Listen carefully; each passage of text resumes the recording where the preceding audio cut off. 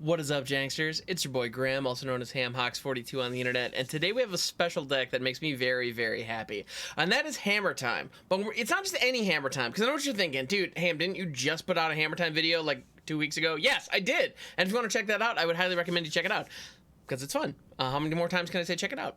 But this one is a twist. This is Hammer Time with 0 rares and 0 mythics. If you want to get into the Explorer format, but you're on a tight budget and you don't have cards from the history of the game, you know, all the crazy busted stuff, you know, dating all the way back to Ixalan or, you know, however much is in the Arena client, you don't, that's okay. There's a lot of cool, powerful stuff you can do with just commons and uncommons, and then as you get those rare and mythic rare wild cards and you do want to expand onto it, you can. So we're going to take a look at this deck, and then I'm also going to provide you with some upgrade considerations after the deck tech. So if you do have some rares and mythics lying around, or you do maybe have some of the old mythic lands or things like that, I'll tell you what to prioritize for this deck specifically, so you can upgrade it to potentially my other, you know, my other version where price was not a consideration. So let's get into it. The reason that I chose this particular archetype for the budget makeover is because the key pieces are all at uncommon, and those key pieces being Colossus Hammer. This is the namesake of the deck. Resolute Strike, which is how we cheaply equip the hammer to different warriors within the team, and Bruenor Battlehammer, which is a backup option on how we equip the hammer to various members of the team, and this gives us a body we can equip the hammer to, which is always nice. Now, and Kor Blademaster. This gives double strike. This deck is capable of pulling off a turn 3 kill, not like super consistently, but it's not impossible to do by sticking an early warrior in either Fireblade Charger or Kor Blademaster and sticking the hammer on it with Resolute Strike and swinging on turn 3 with a 11-11 or 13-13 double striker. It happens more often than you think. It feels pretty good when it does too, let me tell you.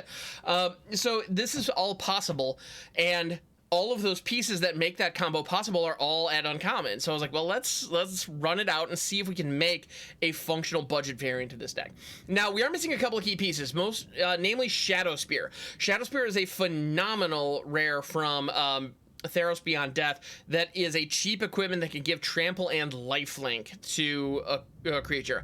Now, we don't have anything that's quite that good here, unfortunately, but we do have Team Pennant that is kind of filling the role. This is an uncommon from Strixhaven that gives a creature +1/+1 vigilance and trample. Trample's the most important part, and that equip for 3 is not as prohibitive as it might look at first. It does have the equip creature token for 1. The chance of us having a token lying around in this deck is very, very low, so just be aware of that. So we're probably not going to take advantage of that ability, but it's a 1-drop equipment that can give trample. That's really what we're looking for. Also, when it comes to evasion, again, the non-budget variant of this deck, I have Maul of the Skyclaves, and that's the one that I use to give creatures flying to get them over top and apply a lot of pressure. Well, we don't have access to Maul of the Skyclave because it's a rare. Instead, we have Gilded Pinions. When Gilded Pinions enters the battlefield, create a treasure token, and the equipped creature has flying. Comment that I made in my other video that I'm going to make here. Colossus Hammer says equipped creature gets +10/+10 and loses flying. It does not say that the creature cannot gain flying. And so as a result, if you put a Colossus Hammer onto a warrior, you can then, as long as you wait, then equip the Gilded Pinions and lift the hammer off the ground. You can do that. That does work. Maybe it shouldn't. But it does, so we can take advantage of it. We also have Twinblade Geist. This is another cheap double-striking warrior that we can stick the hammer to early, which is nice. Call the Forge Master as another warrior and a dwarf, and it says whenever another non-token creature you control dies, if it was enchanted or equipped, return it to its owner's hand.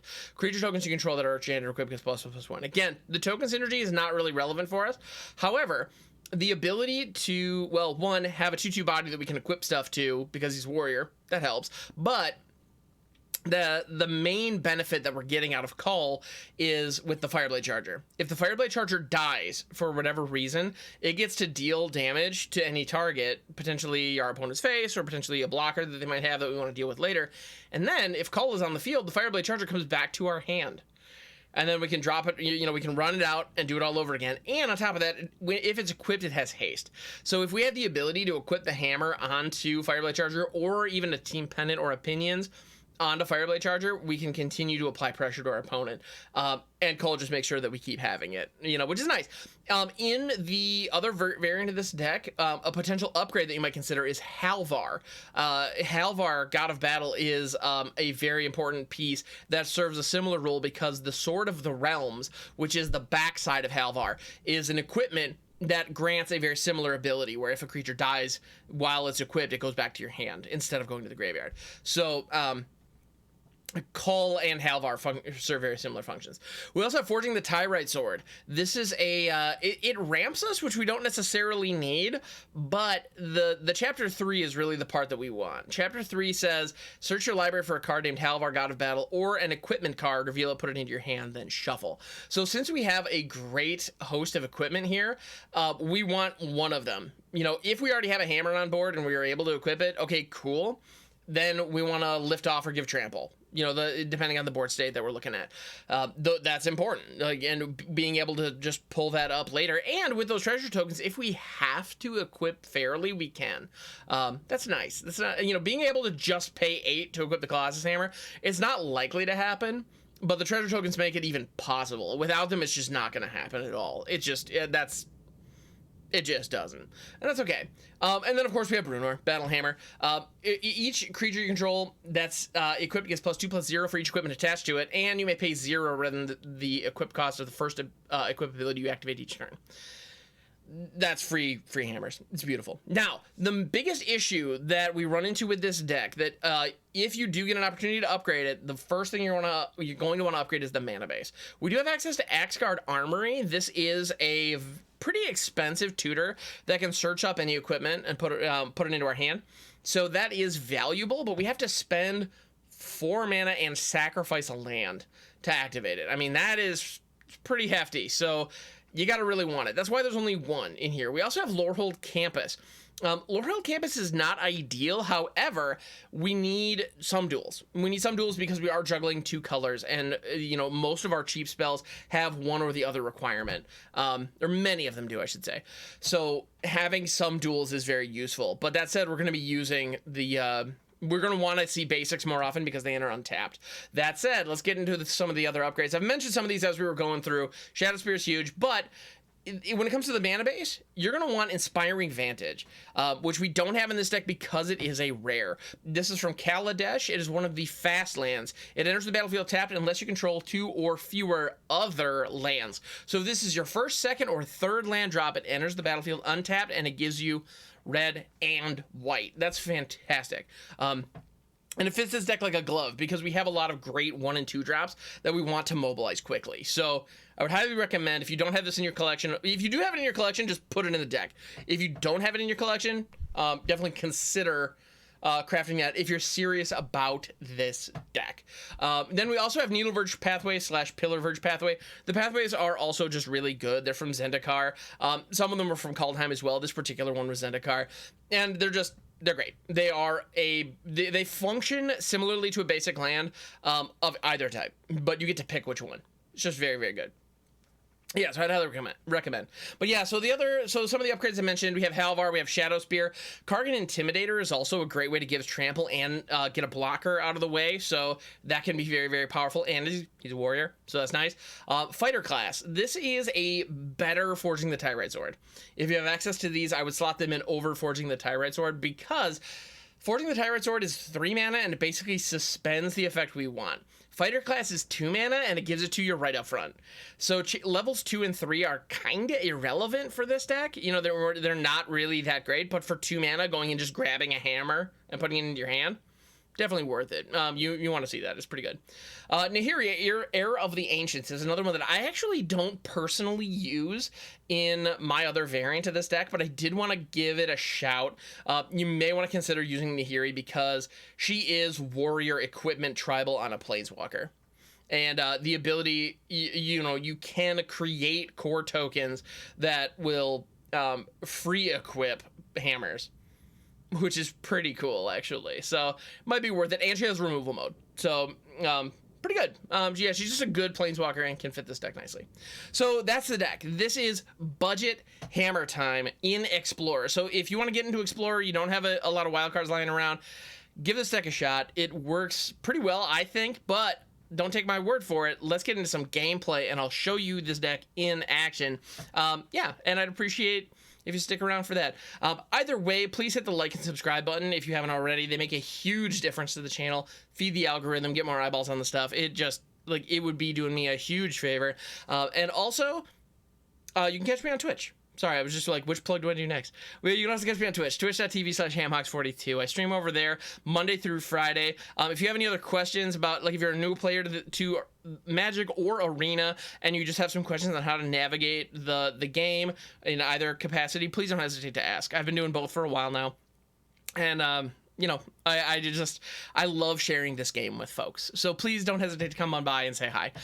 Yeah, twitch.tv/hamhawks42. Links are all going to be in the description as well. In any event, let's get into the gameplay, see what this thing can do, and hopefully we drop a hammer on some fools a few times. Forging the Tyrite Sword and Bruenor in the opening hand are pretty sweet. I mean, I would like there to be some kind of variance, like something else would be nice. But all the same, I think this can get us there. So I say we run it out and see what happens. And we have access to both white and red mana, so that's nice too. Our opponent leading off with the goose. All right. You love to see it. Or do you? All right, now we're going to go ahead and throw the Fireblade Charger right out the gate. Next turn is going to be the Axegard Armory. The turn following is going to be a Mountain Forging. Fight Rigging. Okay, we're going to see a Rotting Regisaur or a Shakedown Heavy before long, I suspect. All right. Man, Fight Rigging is a good card. Team Pennant. I'm not mad at that. I'm not mad at that at all. It's playable, so that's something. Thwack. Applying a little bit of pressure. Not as much as I would like, but a little bit. Every little bit counts.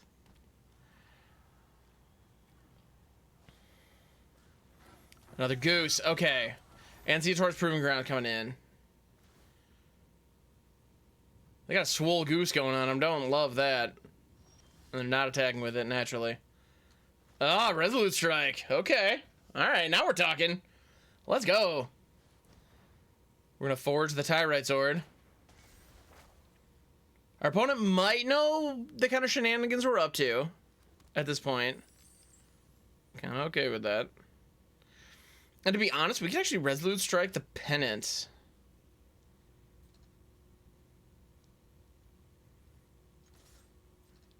I'm gonna leave that as a possibility. Let's go. And the reason I'm willing to spend the Resolute Strike here without a hammer is we have Bruenor in hand.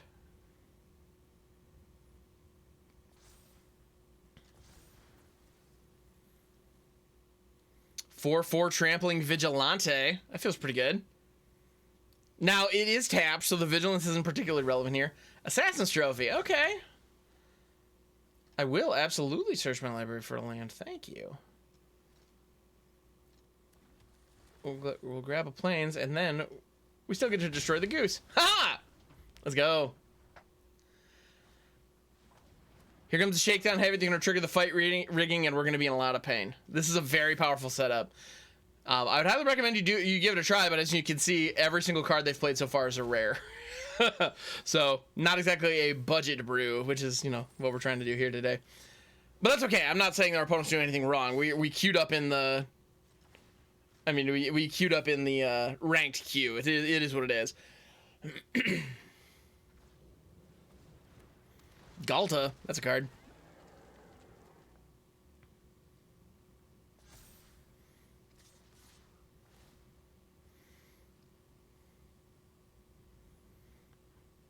I'm going to give him the card here.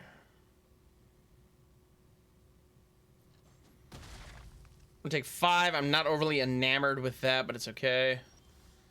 Could be a heck of a lot worse. Ooh, Twinblade Geist. It's a cool card. Very cool card.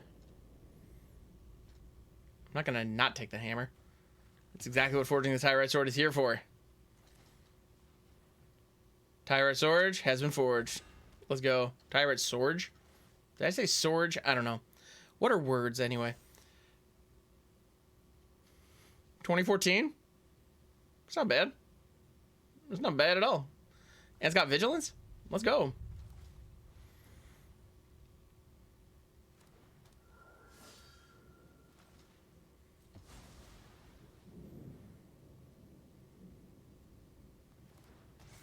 Now, they could kill Bruenor here. They have no idea we have a backup Bruenor. But they would need to sacrifice Galta and the Shakedown Heavy to do it. That's a price I'm willing to pay. Yeah, let's go. Hit Galta first.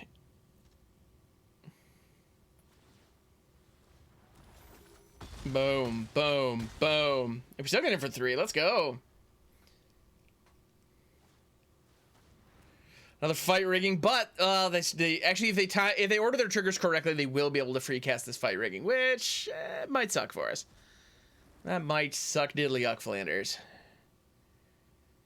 I hope they attack here.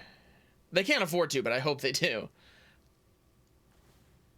I mean, of course I hope they do. Oh, yeah, they did. The triggers did. Sorry, for a second I thought the triggers didn't line up correctly, but they did. Oh, another fight rigging. That's pretty meta. Fight rigging under a fight rigging. Let's go.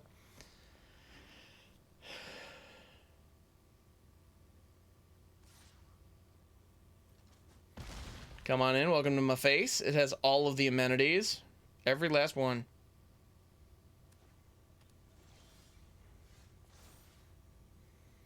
I believe this is game. Check it. We go here. Battlehammer. Battlehammer.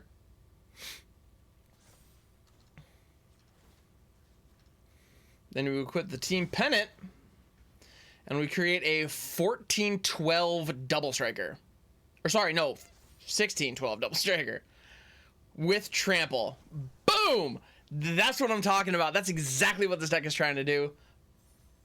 Oh, and we beat fight rigging no less, which is a heck of a deck. So I'm feeling pretty good about this. Let's move on to the next game.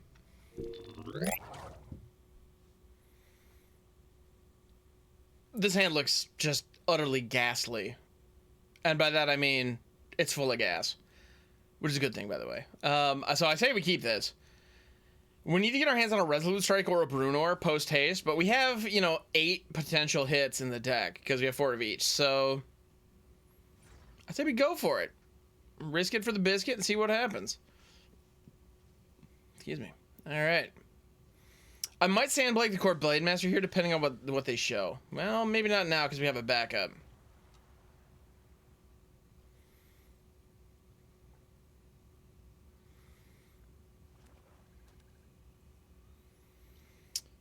But yeah, we need to get our hands on a Resolute Strike post haste. That will go a long way.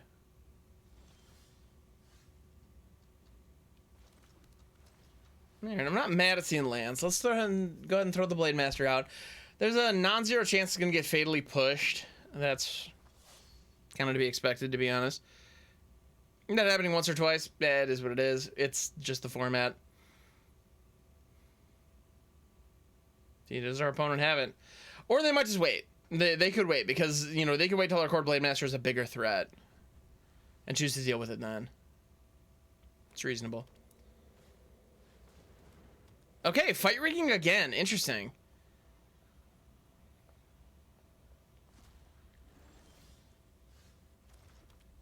It is very interesting that we're going up against the same deck twice. Not what I would have expected, but that's okay. Let's just play out the hammer. I just want it online. If we top deck Bruenor, we can just jam. And that would be sweet. See, do they have a 3-drop high power? Ooh, they're going to actually beside you our hammer. Well, it gives us a land. All right. Could be worse.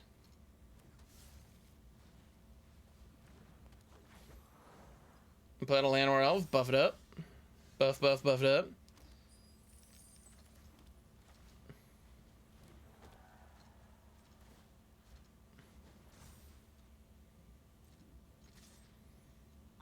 All right. Now, forging the Tyrite Sword is going to get us another hammer. And because of the ramp they just gave us, plus the treasure token, we might actually be able to just cast, like, it just hard equip it, which we don't do very often. All right, and we're chipping in for a little bit of damage here, which is nice. I like that. Yeah, shakedown heavy with the fight rigging. You know, when Wizards prints 2-card combos in the same set, they can't be surprised when people rock them all the time, right?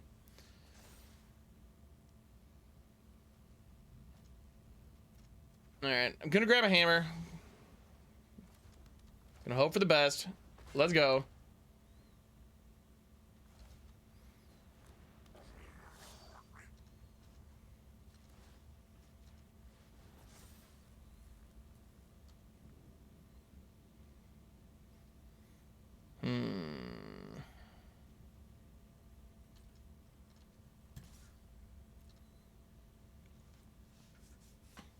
Might be in their best interest to take this, because next turn they can slap us with Old Gnawbone and get all the treasure in the world, and do probably some pretty degenerate things with it.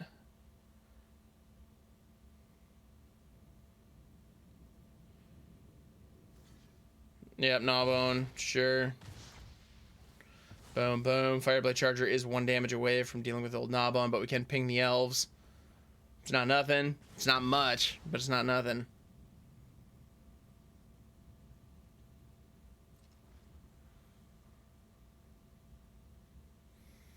Next turn we can equip the hammer. Spoke too soon. All right.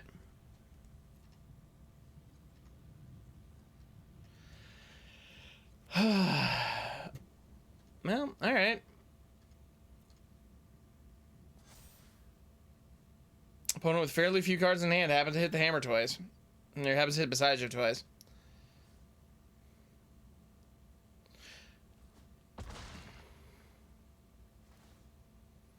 Allowing them to draw that card is the difference between a 2-turn clock and a 1-turn clock. So that was my thought there. Let's casually get a Great Henge. They're gonna, with Great Henge down and 7 treasures and 1 untapped land yet. Yeah, I'm about to say they're gonna play stupid degenerate nonsense at this point. That's just way too much value. They were able to accrue off that fight rigging. There's no way we can come back from this. And the fact they popped a hammer twice really sucks. Like, really sucks. Well, that's okay. Can't win them all. Yeah, and this match kind of shows the plight of the budget builder, because every single card, aside from 1 swamp, every single card they've played, with the Landward Elves is not amongst them, but it's just they're all rares and mythics. But yeah, they got it. There's nothing we can do here. So let's move on to the next game. This hand looks like a keep to me. Kor Blademaster and Twinblade Geist plus Team Pennant can do good things. If we draw in enough land to get Bruenor online, we could also do some more crazy things there. We're missing a hammer, but hopefully we can get it sooner than later. But yeah, we definitely need to draw in some lands. Now let's see. So this is our 3rd game that we've filmed with this. Let's see, are we going up against fight rigging again? Because so far we are 1-1 against fight rigging. Also, I know, like, at the end of that last match, I know it was kind of throwing a little bit of shade at our... I didn't mean to be throwing shade at our opponent for playing rares and mythics exclusively. The truth of the matter is, the game is designed, like, Magic is designed to have you spend spend money on rares and mythic rares, right? I mean, it just is. There's no ifs, ands, or buts about it. You know, Magic Wizards wants you to spend money on the game, which is fair. They need their company. They need to make money. I'm not saying there's anything wrong with that, but the way that they do so is by encouraging, or, you know, making the best cards, making the most powerful cards rare and difficult to get. So it is what it is. Let's go ahead and go another Twinblade. This time we throw a Pennant. I want to apply a little bit of pressure next turn. We're not going to be able to throw Bruenor, but we can equip the Team Pennant. We got Aetherworks Marble. They've got 6 energy. Yeah, they're going to get us. They're going to get to spin to win, and they're probably going to spin into an Ulamog or something like that, and that'll just be game. But you know what? We're going to give it a shot. Gosh darn it. We are going to give it a shot. We're going to attack. We don't even get to attack. They're going to do it before attackers. They maybe got a little impatient there. Golos. Yeah, that'll work.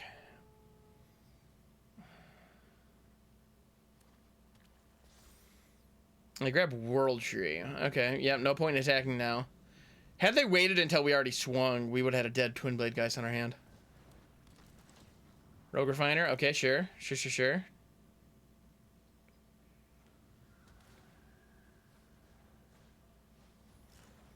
Yeah, would Weaver's Puzzle not? Yeah, so this is actually a classic deck. Yeah, Aetherworks Marvel is a classic deck from back in the day. If you're not familiar, Aetherworks Marvel says tap, pay 6 energy. Look at the top 6 cards of your library. You may cast a spell from among them without paying its mana cost. Card in the Great Creator. That's pretty good. Put the rest on the bottom of your library in a random order. Turns out getting... Well, and we saw this with fight rigging as well. And sorry, if I have... There's actually a thunderstorm going on outside, and I don't know if the mic's picking that up, but I'm sorry if it is. The truth of the matter is, free casting is powerful. Just is. Like, casting spells for free is really good. Jam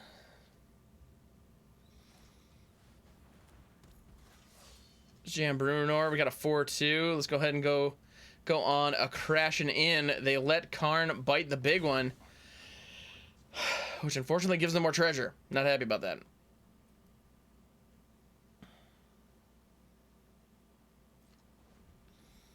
Okay. Now, we did have the opportunity to move the Pennant over to Bruenor, but I wanted to keep it on the Twinblade Geist. I think that double strike is relevant. And pretty darn important, actually. Now, they have Pithing Needle. They could name Colossus Hammer with that, and that would kind of suck. But to be honest, well, actually, that would totally suck. Never mind. Scratch that. Don't mind me. Don't mind what I was about to say. They're going to get yet another spin on Aetherworks Marvel here. This is the 3rd time they have just spun to win. And this time they hit the Ulamog. I mean, at that point, they've seen how many cards out of their library? I mean, they'd seen 18 cards. It was just a matter of time. And they get rid of all our creatures. Pithing Needle, probably naming Pennant here just because it's right there.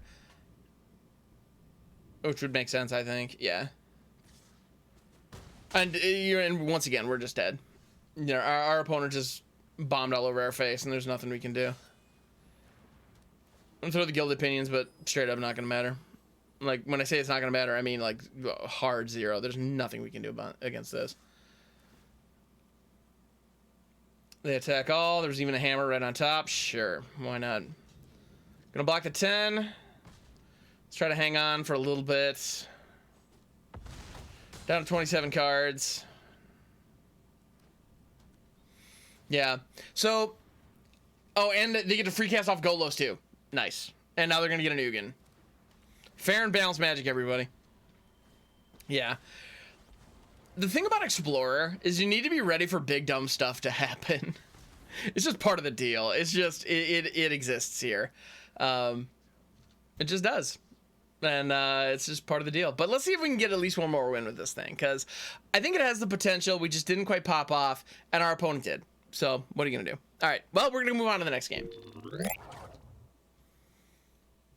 I see Colossus Hammer. I see Resolute Strike. Now, we don't have a cheap warrior, which is really what we need, like a Fireblade Charger or, the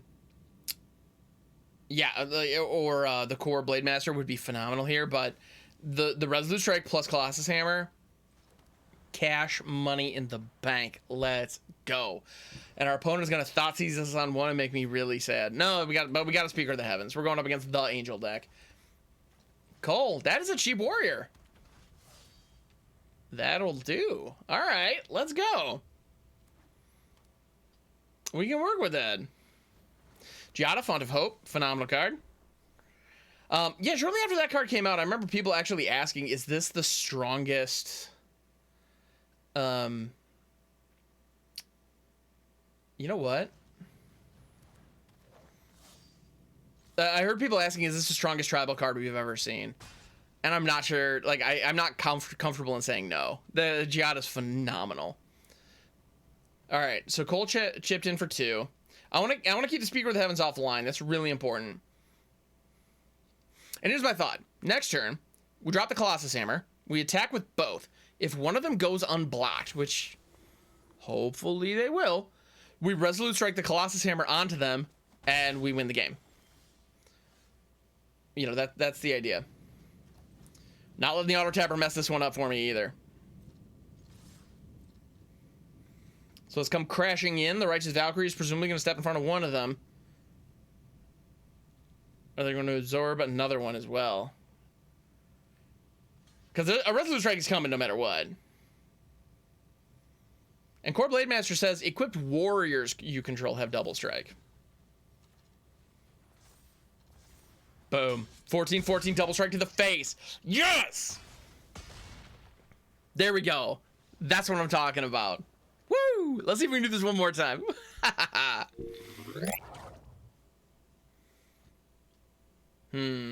We don't have a red mana source, which is mildly problematic with these culls, but we have the Kor Blademaster. If we can draw into a Resolute Strike, that's probably game. Pel Collector. Oh, we're going up against Gruul aggro. All right. I'm going to get the hammer online. Well, it's not really online. We need a way to equip it, but it's on the field. Just chilling. All right, Pel Collector buffing up from the Crawl Harpooner. Ooh, more white mana. I'm not super jazzed about that. Comes the Kor Blademaster. KKK. Something. Okay, Derry. Okay.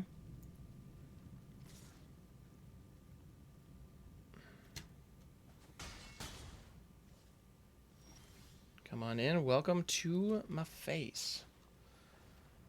Call the Forge Master. I need to work on my pronunciation. All right, so the Team Pennant is now live and online. That's our trample engine, which is nice. I'll take that. Let's crash in for a little bit of damage. Just chip in a little bit. They may have some removal here. Old Bone Crusher Giant. That card never stopped being incredible, right?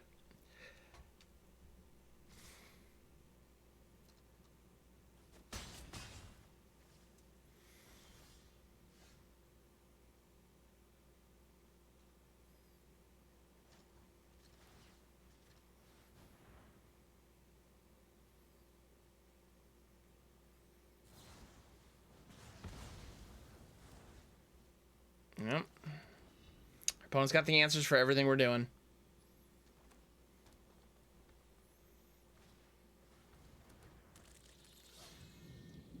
No, those Bone Crusher Giants are definitely pretty fantastic. And we never saw that. We have not yet seen the Resolute Strike. Actually, a Bruenor off the top is probably what we really want here.